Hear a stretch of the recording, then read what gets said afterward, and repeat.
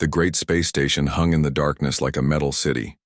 Inside its halls, creatures from across the galaxy gathered for the most important meeting in centuries. Some walked on two legs like humans. Others floated in glass tanks filled with strange liquid. There were beings made of crystal that sparkled in the light and others that looked like living shadows. Captain Wu Jin stood in the center of it all. His blue uniform was clean and pressed, but his hands were shaking slightly. Around him, hundreds of alien eyes stared down from raised seats that formed a giant circle. The air smelled of different worlds, sweet like flowers from some places, sharp like metal from others. "The Terran Federation stands accused," announced the Chancellor. This alien looked like a walking diamond, its body throwing rainbows across the walls when it moved. "Humans have shown dangerous behavior. They fight too much. They build weapons that scare us. They do not follow the rules that keep our galaxy safe." Wu Jin wanted to speak, but the Chancellor raised a crystal hand for silence. 3 months ago, human ships attacked the Draconis pirates near the Vega system. This attack used new weapons that can destroy matter itself. Such weapons are forbidden by galactic law. Humans knew this, yet they used them anyway.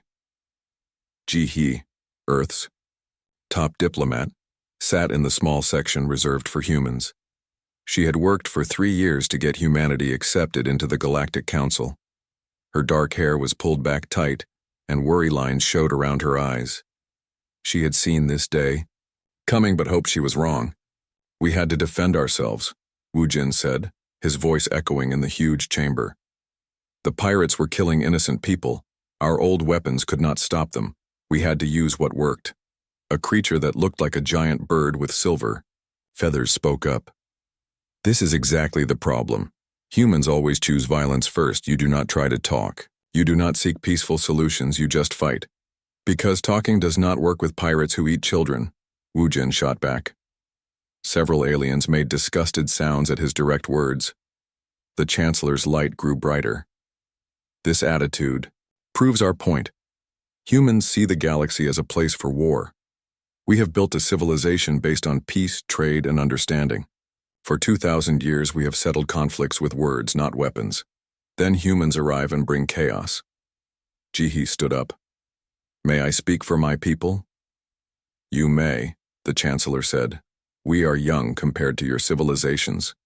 We are still learning your ways. But we have also brought good things to this council. Human doctors saved thousands during the plague on Kepler 438b. Human engineers built the bridges on New Centauri.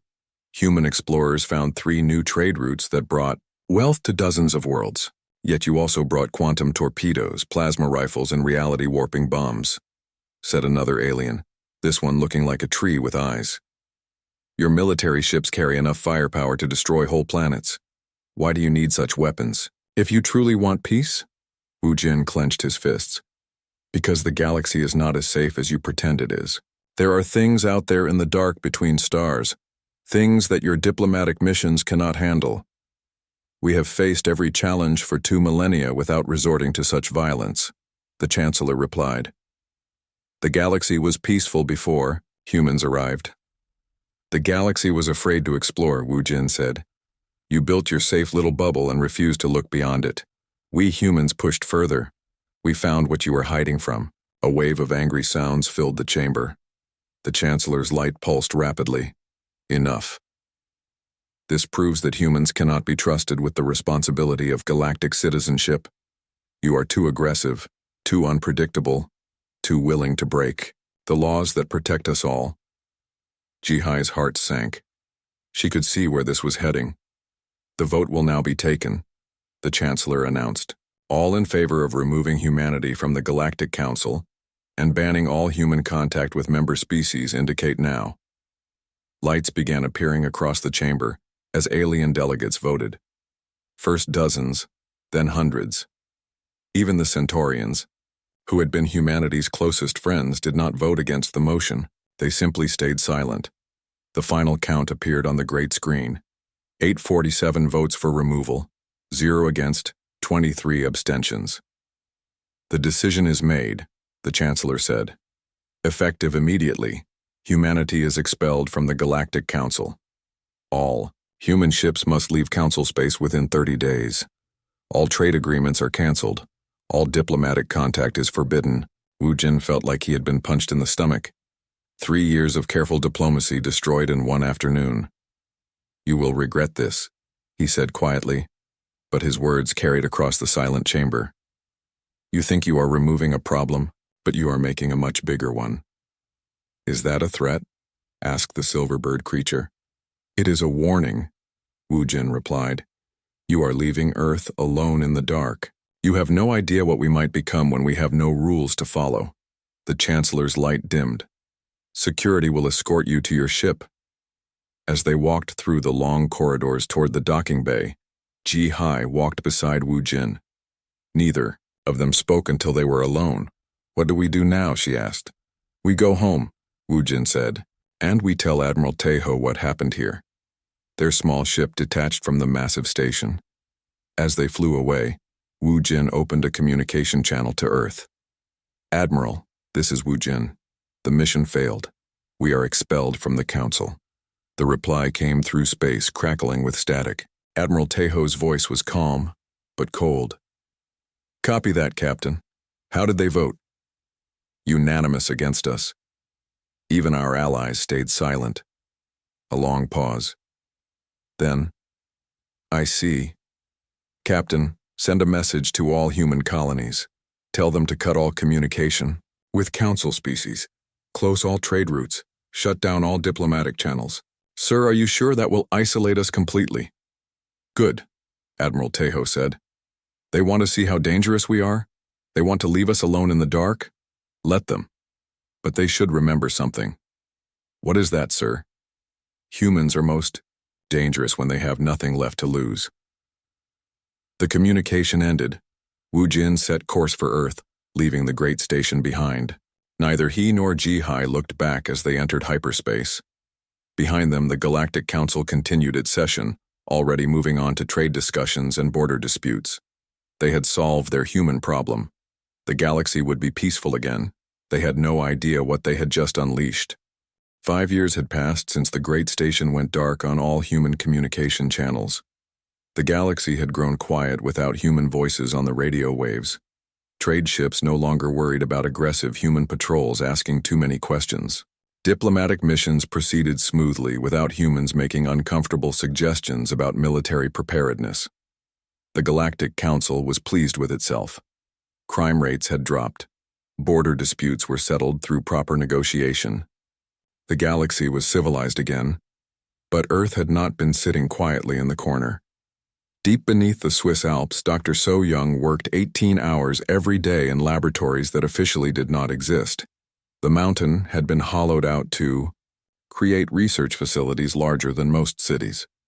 Thousands of scientists worked there, all focused on a single project that had been named Retribution. So Young stood before a massive screen showing complex mathematical equations that would have made alien scientists weep. Her black hair was streaked with white now, and her eyes were red from staring at numbers that described impossible things. "Show me the test results again," she said to her assistant. The screen changed to show video from last week's experiment. A small probe hung in space near Jupiter's largest moon. Suddenly, the probe seemed to flicker like a bad video connection. Then, it vanished completely. Instruments showed that it was still there, but somehow it was also not there. "The quantum state shift worked perfectly," her assistant reported. "The probe exists in 2 realities at the same time. In one reality, it is there. In another reality, it was never built. Our instruments can detect it, but alien sensors cannot." So Young smiled for the first time in months. "And the larger tests?" "Commander Yu Jin reports success with the prototype ships. They can phase in and out of normal space without leaving any energy trail. The aliens would never see them coming." Yu Jin had been Captain Wu Jin's best friend before the exile. Now, she commanded a secret fleet hidden in the asteroid belt between Mars and Jupiter. Her ships looked nothing like the vessels Earth had shown to the Galactic Council. These new craft were black as space itself, with hulls that bent light around them. The Shadow Fleet, they called it. 12 ships that could appear and disappear like ghosts. Yu Jin floated in the command center of her flagship, watching her crews practice maneuvers that violated several laws of physics. Her ships could fly through solid asteroid and emerge, on the other side, unharmed. They could fire weapons that existed in one dimension while the ship firing them stayed safely in another. Admiral Tejo is asking for another progress report, her communications officer said. Tell him we are ready for Phase 2 testing, Yujin replied. Back on Earth, Admiral Tejo had aged considerably in 5 years. His hair was completely white now, and deep lines marked his face. But his eyes still burned with the same fire that had made him humanity's greatest military leader. He stood in the war room beneath Geneva, staring at a holographic map of the galaxy. Red dots marked human colonies that had been cut off from galactic civilization. Blue dots showed alien worlds that had once traded with Earth. They think we are broken, he said to the other officers around the table. They believe that isolation would make us weak and desperate. They have no idea what we have been building. General Dongwu, head of planetary defense, nodded grimly. Our manufacturing capabilities have increased by 400% since the exile. Every human world is now producing military equipment. We have more ships now than when we first met the aliens. But these are not the same kind of ships, Admiral Tejo said. These are something entirely new. The turning point came on a Tuesday morning when sensors around Earth detected an unusual energy signature approaching from deep space. A small probe, clearly of alien design, was heading toward Earth's solar system. It is an Altarian survey probe, reported the sensor operator. Long-range reconnaissance type. They are trying to see what we are doing. Admiral Tejo smiled coldly. Perfect. Yujin, are you ready to give our old friends a demonstration? Yes, sir, came Yujin's voice through the communication system. Shadow 7 is in position. The alien probe entered Earth's outer solar system, its sensors scanning everything. It detected the usual things: mining stations on asteroids, cargo ships moving between planets, defensive satellites around Earth and Mars. Everything looked normal for an isolated human civilization. The probe sent a message back toward Altarian space. Human activity appears minimal. No unusual military buildup detected. Proceeding with detailed scan. That was when Shadow 7 appeared. The human ship materialized directly in front of the probe without any warning. One moment there was empty space. The next moment a sleek, black vessel hung there like it had always existed. The probe's sensors went crazy. They could not understand what they were detecting. The ship seemed to exist and not exist at the same time. Energy readings made no sense. The vessel appeared to be made of materials that should not be possible. Commander Park Min-ho, Yujin's best pilot, opened a communication channel to the probe. Altarian vessel, you are in human space without permission. Please explain your presence here. The probe tried to scan the human ship more carefully, but its instruments could not get a clear reading. The ship flickered in and out of sensor range like a ghost. This is a peaceful research mission. The probe responded in standard galactic language. We are conducting routine surveys of isolated systems. I see, Min-ho said. Well, since this is routine, let me show you something routine from our side. Shadow 7 began to change. Its hull seemed to ripple like water. Parts of the ship faded away while other parts became more solid. The probe's sensors registered impossible readings. Matter that was both present and absent. Energy that existed in multiple dimensions simultaneously. What are you? The probe asked, its voice containing what sounded like fear. We are what you made us, Min-ho replied. You left us alone in the dark. You gave us 5 years to think about what you said to us. You called us too dangerous for your civilized galaxy. The ship began moving in ways that violated known laws of physics. It seemed to fold space around itself, traveling vast distances without actually moving. You were right, Min-ho continued. We are dangerous, but now we are something much worse. We are dangerous and we have nothing to lose. The probe tried to flee, but Shadow 7 simply appeared in front of it again. The human ship had somehow moved faster than light without entering hyperspace. Do not worry, Min-ho said. We will not hurt you. We want you to go home and tell your people what you have seen here. Tell them that humans have been busy during our exile. "What do you want?" the probe asked. "Nothing from you," Minho said. "We have learned to want nothing from the galaxy that rejected us. But someday, you might want something from us. When that day comes, remember this moment." Shadow 7 vanished as suddenly as it had appeared. The probe was alone in space again, its sensors still trying to make sense of what they had recorded. The probe immediately began its journey back to Altarian space, carrying sensor data that would terrify alien scientists. The recording showed technology that should not exist, ships that operated outside normal physics, and humans who had clearly learned to do impossible things. Back on Earth, Admiral Tejo received the mission report with satisfaction. "They know we are still here," he said to his staff. "And now they know we have changed. The question is, what will they do with that information?" He did not have to wait long for an answer. Within weeks, long-range sensors detected increased military activity throughout Galactic Council space. Alien fleets were being reinforced, defense stations were being upgraded. The galaxy was preparing for something. "Good," Admiral Tejo said. "Let them prepare. Let them worry. Let them spend sleepless nights wondering what humans have become." Dr. So Young emerged from her laboratory with news that made everyone smile. "The reality warping drives are ready for installation on full-sized warships. We can begin construction immediately." "How many ships can we build?" asked General Dongwu. "As many as we need," So Young replied. "We are no longer bound by the old rules of physics. We can build ships that exist in multiple dimensions simultaneously, ships that can be everywhere and nowhere at once." Admiral Tejo nodded slowly. The galaxy had wanted to see how dangerous humans could be. Soon they would get their answer. The first sign of trouble came from the edge of the galaxy, where few beings dared to travel. A research station monitoring the galactic barrier sent out a desperate distress signal before going silent forever. When rescue ships arrived 3 days later, they found nothing but empty space where the station had been. Not destroyed, not damaged, simply gone, as if it had never existed. Chancellor Veltar, the crystalline leader of the Altarians, called an emergency session of the Galactic Council, the great chamber filled with worried delegates from across known space. The mood was very different from the confident gathering that had expelled humanity 5 years earlier. "We have a serious problem," Veltar announced, his crystal body flickering with nervous light. 7 more stations along the galactic barrier have vanished in the past week. Our long-range sensors are detecting massive energy distortions approaching from beyond the edge of space.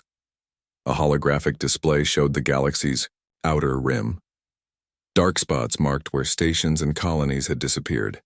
The pattern was clear. Something was eating its way inward, consuming everything in its path. "What kind of enemy can make entire space stations disappear?" asked Commander Thelosa, a silver-skinned humanoid from the Vegan system.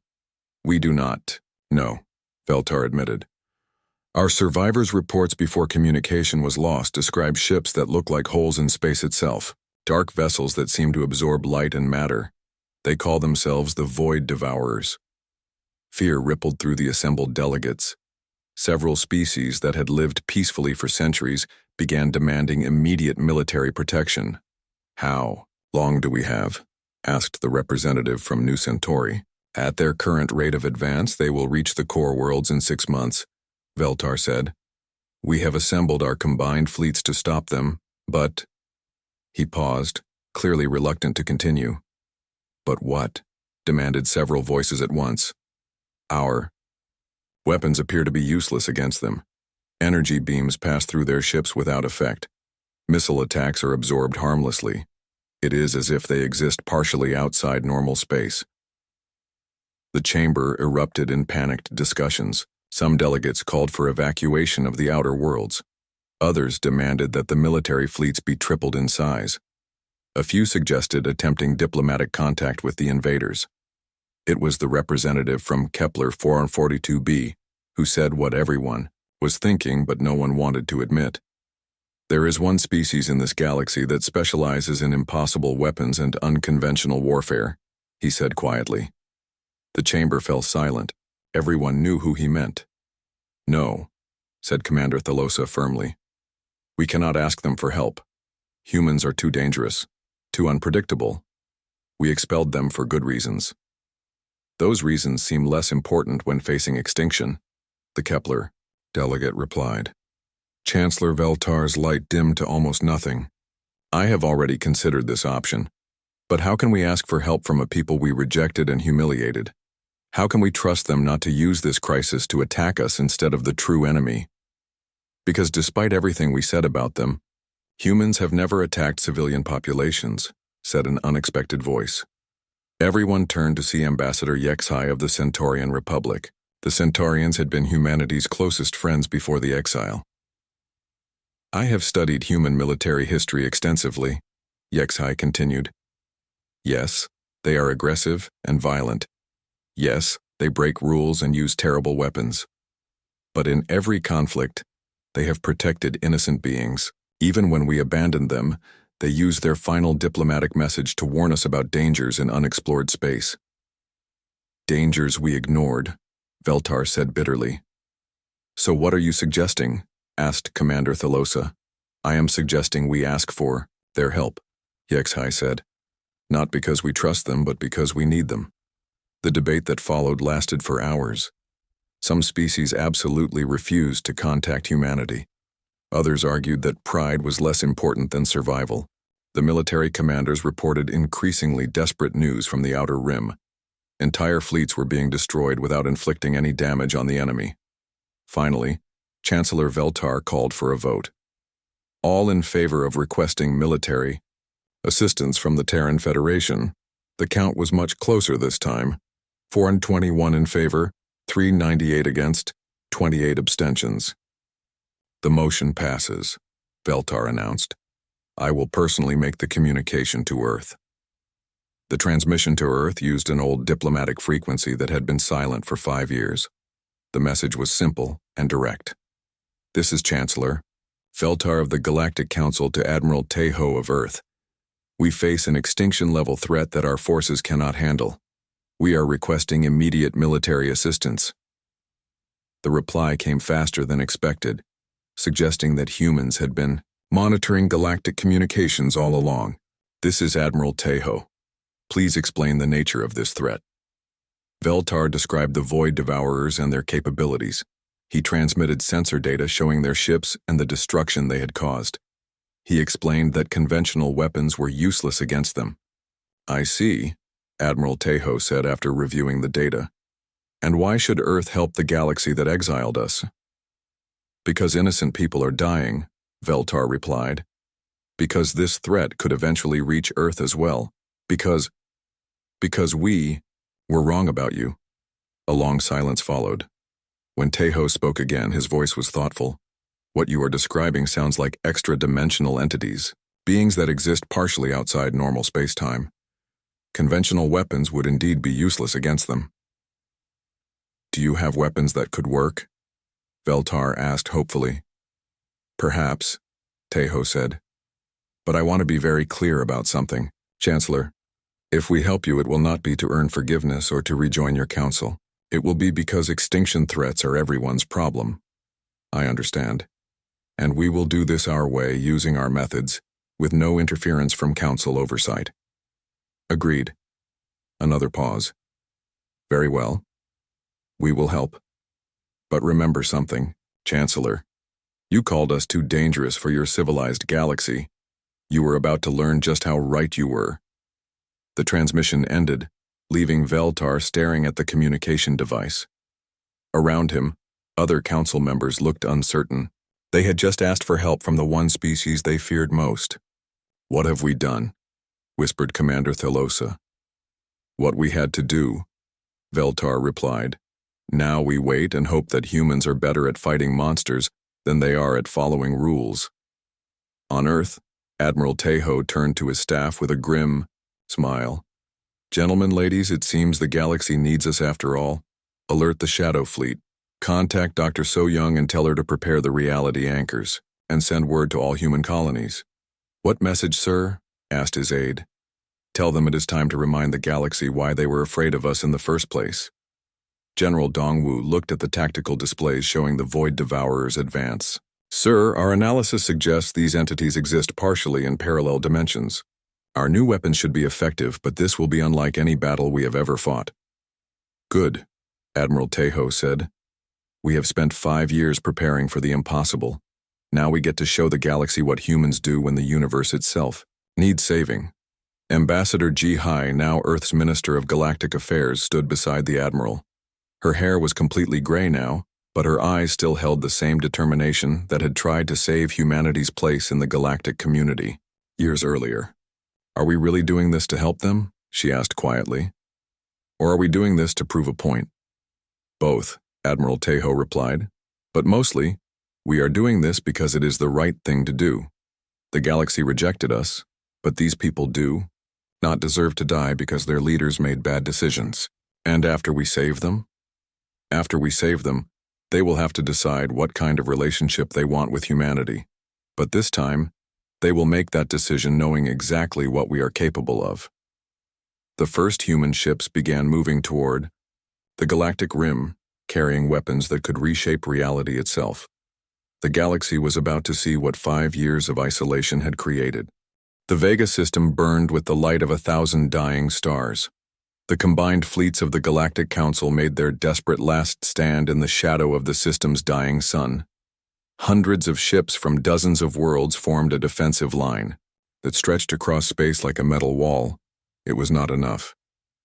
The Void Devourer fleet approached like a nightmare made real. Their ships looked like holes cut from reality itself, dark masses that seemed to absorb light and matter. The largest vessel was the size of a small moon, writhing with tentacles of pure darkness that reached out to consume everything they touched. Admiral Kexelar of the Altarian Defense Force watched his instruments with growing despair. Every weapon they fired simply vanished into the dark ships without causing any damage. Plasma cannons, quantum torpedoes, even antimatter bombs. Nothing worked. "Sir, we have lost contact with Battle Group 7, reported his communications officer. "Their ships just stopped existing." Kexler closed his multiple eyes in frustration. 300 ships and 60,000 beings gone in an instant. The Void Devourers did not just destroy their enemies, they erased them from reality itself. "All remaining ships, fall back to defensive position Alpha," he ordered. "Try to buy more time for the civilian evacuations." But even as he gave the order, Kexelar knew it was hopeless. They had maybe an hour before the enemy reached the core worlds. After that, the galaxy would begin to die. The massive Void Devourer flagship pulsed with dark energy as it prepared to deliver the killing blow to the galactic fleet. Its reality-warping weapons began charging with power that made space itself bend and twist. Then something impossible happened. Space tore open. A wound in reality appeared directly between the galactic fleet and the Void Devourers. The tear was perfectly black, darker even than the enemy ships. For a moment, nothing emerged from it. Then the ESS Prometheus pushed through the dimensional breach like a sword cutting through cloth. The ship was unlike anything the galaxy had ever seen. Its hull was obsidian black, covered in glowing equations that seemed to move and change as you watched them. The vessel did not reflect light. It bent it, creating a distortion field that made reality shimmer around its edges. "What is that?" gasped Admiral Kexler's tactical officer. Before anyone could answer, more ships emerged from the dimensional tear. 12 vessels in total, each one a masterpiece of impossible engineering. They moved through space like predators, silent and deadly. Captain Minho, son of the exile Wu Jin, sat in the command chair of the Prometheus. His father had died 2 years earlier, but his son had inherited both his tactical genius and his fierce determination to protect what mattered. "Open communication channels to all ships," Minho ordered. "Let them know we have arrived." The transmission reached every vessel in the Vega system simultaneously, carried by quantum entanglement that ignored the normal limits of space-time. "This is Captain Minho of the Earthship Prometheus to all Galactic Council forces. Earth Fleet has arrived." Clear the combat zone immediately. Admiral Kexelar stared at his screens in amazement. The human ships showed energy readings that should not be possible. Their hulls seemed to exist in multiple dimensions at once, and their weapon systems used physics that alien science could not explain. Human vessels, this is Admiral Kexelar. We are grateful for your assistance, but our weapons have proven useless against these entities. They exist partially outside normal space-time. We know, Minho replied calmly. We have been preparing for exactly this type of enemy. Watch and learn. Lieutenant Yunji, the Prometheus's weapons officer, studied, her targeting display with practiced eyes. Her console showed readings that would have driven alien technicians insane. Weapons that existed in 17 dimensions simultaneously, targeting systems that could lock onto enemies across parallel universes. Captain, I have firing solutions. On all enemy vessels, she reported. Reality anchors are charged and ready. Fire at will, Minho ordered. What happened next redefined warfare itself. The Prometheus fired weapons that seemed to tear holes in space itself. But these were not ordinary energy beams. They were reality anchors, weapons designed to force extra-dimensional beings to exist fully in normal space, making them vulnerable to conventional physics. The largest void devourer writhed as the reality anchor struck it. For the first time since the invasion began, the creature seemed to feel pain. Its dark tentacles flailed wildly as it was forced to exist entirely in three-dimensional space.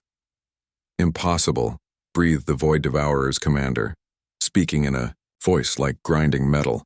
No species possesses such technology. You have never fought humans before, Minho replied, opening a direct channel to the enemy flagship. We specialize in the impossible. The battle that followed was unlike anything the galaxy had ever witnessed. The human ships did not just fight the Void Devourers, they fought reality itself. Their quantum torpedoes existed in multiple dimensions, simultaneously striking targets that were not entirely present in normal space. Commander Yujin, now Admiral of the Shadow Fleet, coordinated the attack from her flagship. Her vessels phased in and out of existence, appearing behind enemy ships and disappearing before return fire could reach them. Shadow 4, target the entity at coordinates 447221, she ordered. Use dimensional displacement warheads. Understood. Admiral firing now. The warhead struck a Void Devourer frigate and seemed to turn it inside out across several dimensions. The enemy ship folded in on itself and vanished. Not destroyed but relocated to a parallel universe where it could no longer threaten anyone. Dr. So-Young, now aboard the Prometheus as senior science officer, monitored the battle from her station. The equations scrolling across her screen described forces that alien physicists insisted were impossible. Captain, the enemy flagship is attempting to retreat to extra-dimensional space, she reported. Not happening, Minho said. Yunji, deploy the reality cage around their flagship. Yes, sir. Reality cage activated.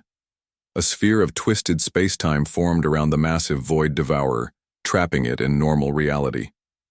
The creature thrashed against its prison, but could not escape back to the safety of parallel dimensions. Now hit it with everything we have, Minho ordered. All 12 human ships opened fire at once. Quantum cannons that unmade matter at the subatomic level, plasma beams that burned hotter than stars, gravity weapons that crushed space itself. The combined assault struck the trapped flagship with the force of a collapsing solar system. The Void Devourer flagship, mighty predator of the space between dimensions, cracked like an egg. Dark energy poured from its wounds, and its reality-warping abilities began to fail. This cannot be, the creature's commander gasped. We are eternal. We have devoured 1,000 galaxies. Then you should have learned to pick your battles more carefully, Minho replied. The human fleet pressed their advantage, systematically destroying or banishing every Void Devourer in the system. Some were sent to parallel universes. Others were trapped in dimensional cages and destroyed with conventional weapons. A few simply ceased to exist when reality anchors forced them into states of being that were incompatible with their extra-dimensional nature. Within 30 minutes, the battle was over. Admiral Kexelar floated in his command chair, staring at his tactical display in shock. The human fleet had accomplished in half an hour what the entire Galactic Council military could not do in months. Human vessels, he transmitted. How is this possible? How do you have weapons that can affect extra-dimensional entities? Captain Minho appeared on the main screen, his young face serious, but not unkind. Because when the galaxy expelled us, we had to survive on our own. We explored spaces that you considered too dangerous. We learned to fight enemies that you pretended did not exist. We became what we needed to become. But such technology should be impossible, Kexelar protested. Should be, yes, Minho agreed. But humans have never been very good at accepting what should be possible. We prefer to decide for ourselves what reality allows. The human ships began forming up for departure, their work in the Vega system complete. Behind them, the surviving Galactic Council vessels slowly emerged from their defensive positions, hardly believing that they had survived. Captain Minho, Admiral Kexelar transmitted. On behalf of the Galactic Council, I must thank you for saving our lives. We were wrong about your species. You were not wrong, Minho replied. We are dangerous. We do break rules. We do use terrible weapons. But sometimes, the universe needs something dangerous to protect it from things that are even worse. As the human fleet prepared to leave, Minho opened one final communication channel. This is Captain Minho to Chancellor Veltar. The immediate threat has been neutralized. The remaining Void Devourers are retreating to extra-dimensional space. We recommend that you establish monitoring stations with reality anchor technology to prevent future incursions. We do not have such technology, came Veltar's reply. You will, Minho said. We will be in touch. The human ships vanished into dimensional tiers as suddenly as they had appeared, leaving the galactic fleet alone. With their thoughts and their gratitude, the galaxy had been saved, but everything had changed forever. 3 weeks after the battle at Vega, the great space station was busy again.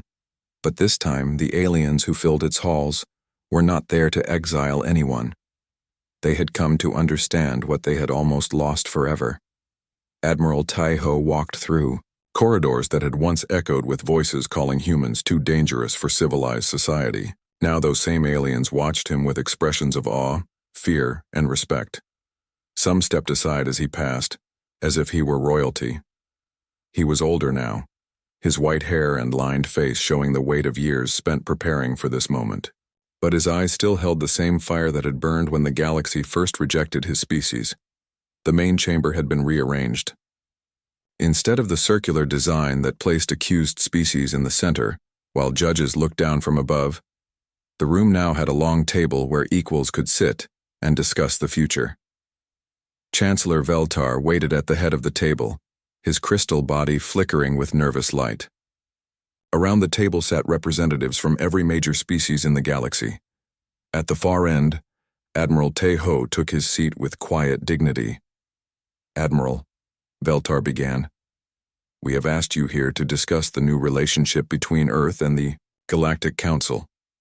Have you? Taiho replied calmly. I was under the impression that we had been permanently expelled from your organization. Several aliens shifted uncomfortably. The vote to exile humanity had been unanimous after all. Circumstances have changed, said Commander Thelosa of the Vegan Defense Force. Your actions at Vega proved that we were mistaken about human intentions. You were not mistaken about our nature, Taiho corrected. We are exactly what you said we were. Dangerous, aggressive, willing to break any rule to protect what we believe in. The only thing that has changed is your understanding of why those qualities matter. Ambassador Yexhai of the Centaurian Republic leaned forward. Admiral, the Council would like to formally invite humanity to rejoin as a full member species. No, Taiho said simply. The word fell into the chamber like a stone into still water. Ripples of shock spread across the assembled delegates. No, Veltar asked, his light pulsing rapidly. But surely you want to rejoin galactic civilization. We never left galactic civilization, Taiho replied. We simply learned to exist without your approval. The question is whether galactic civilization is ready to exist with the knowledge of what humanity has become. He gestured, and a holographic display appeared above the table. It showed star charts marking human colonies, trade routes, and military bases that had been established during the 5 years of exile. While you were congratulating yourselves on removing the human problem, we were building something new. We established colonies in 37 systems that you considered too dangerous to explore. We made contact with species that you believed were too hostile for diplomacy. We solved problems that your civilized methods could not handle. The display zoomed in on specific regions of space. The Andromedans in the Kepler 452 system were raiding shipping lanes. Your diplomatic missions failed for 2 years. We negotiated a peace treaty in 3 weeks because we understood something you did not. They were not raiders, they were refugees fleeing from something even worse. Another section of the display lit up. The quantum storms in the Proxima Nebula have been growing stronger for decades. Your scientists said they were a natural phenomenon that could not be controlled. We discovered they were being caused by damaged technology left behind by an ancient civilization. We fixed it. How? Asked Dr. Velnara, the Council's chief science officer. By being willing to risk everything to understand something that others feared to study, Tejo replied. By accepting that some problems cannot be solved by committee meetings and diplomatic protocols. General Dongwu, who had accompanied Tejo to the station, activated another section of the display. We also discovered why the galactic barrier exists. It was not built to keep things out. It was built to keep something in. The chamber fell silent. The galactic barrier was one of the great mysteries of known space, an energy field that surrounded the galaxy and prevented travel to other star systems beyond. The Void Devourers were not invaders from outside our galaxy, Dongwu continued. They were prisoners trapped here eons ago by a civilization that no longer exists. The barrier was weakening, and they were beginning to escape their dimensional prison. That is impossible, protested Dr. Velnara. Our studies show that the barrier is a natural phenomenon. Your studies were incomplete because you refused to examine the dangerous regions where the barrier intersects with dimensional anomalies, Admiral Tejo said. We did not have that luxury of avoiding dangerous research. Dr. So Young, now elderly, but still brilliant, stood up from her place at the table. The technology we used to defeat the Void Devourers was developed by studying the same forces that created the galactic barrier. We learned to manipulate reality itself because we had to, because no one else was willing to take the risks necessary to gain that knowledge. She activated a new section of the display showing technical specifications that made several alien scientists gasp in amazement. These are the blueprints for reality anchor generators, she continued. Devices that can force extra-dimensional entities to exist fully in normal space. We are prepared to share this technology with all Council species. In exchange for what? Asked Commander Thalosa suspiciously. Nothing, Admiral Tejo said. We are not rejoining your Council as members seeking approval. We are offering to serve as guardians. The galaxy needs protectors who are willing to face the dangers that diplomatic solutions cannot handle. Chancellor Veltar's light dimmed as he processed this information. You are offering to become our military arm? We are offering to become what we have always been, the species willing to do what others cannot or will not do. But we will do it on our terms, using our methods, without oversight from committees who have never faced the realities we deal with every day.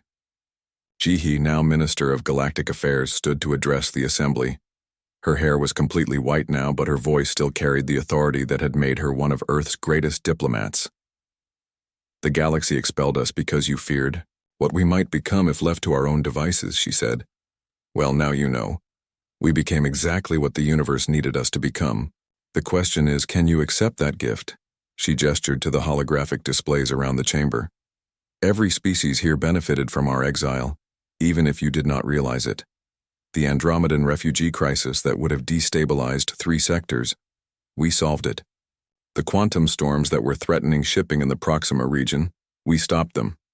The dimensional tiers that were appearing near the galactic rim, we sealed them. We did all of this without asking for permission, without requesting approval, and without expecting gratitude. We did it because it needed to be done. The chamber was quiet for a long moment. Finally, Ambassador Yexhai spoke. "What exactly are you proposing?" Admiral Tejo stood up, his weathered face serious but not unkind. "We propose a new kind of relationship. Humanity will serve as the galaxy's reality wardens. When threats appear that conventional methods cannot handle, we will deal with them. When exploration requires risks that other species cannot take, we will take them. When the universe presents problems that require breaking the rules of physics themselves, we will break them. And in return? In return, the galaxy continues to exist," Admiral Tejo said simply. "That is all the payment we require." Chancellor Veltar's light pulsed slowly as he considered this offer. Around the table, other delegates whispered among themselves in dozens of different languages. "There would need to be some form of coordination," Veltar said finally. "Some way to ensure that human actions do not accidentally harm innocent populations." "Agreed," Admiral Tejo said. "We propose joint monitoring stations staffed by both human and council personnel. You can observe our methods and learn from them. In exchange, you can help us understand the political implications of our actions. And if we have concerns about your methods?" Admiral Tejo smiled for the first time since entering the chamber. "Then you can express those concerns. Whether we listen to them will depend on how valid they are and how much immediate danger we are facing at the time." It was not the answer the aliens wanted, but it was honest. After 5 years of human isolation, honesty was something they had learned to value. The vote was much different from the one 5 years earlier. This time it was unanimous, not to expel humanity, but to accept their offer to serve as the galaxy's guardians against the impossible. As the session ended and delegates began to file out, Chancellor Veltar approached Admiral Tejo personally. "Admiral, I must ask, do you forgive us for what we did 5 years ago?" Tejo considered the question carefully. "Chancellor, you made the best decision you could with the information you had at the time. You saw a dangerous species that did not fit into your vision of galactic civilization. You were not wrong, we did not fit. The question was never whether we were dangerous. The question was whether the galaxy needed something dangerous to protect it. And now you have your answer." "Yes," Veltar agreed. "Now we have our answer." 10 years later, Ambassador Ji Hai stood on the observation deck of New Geneva Station.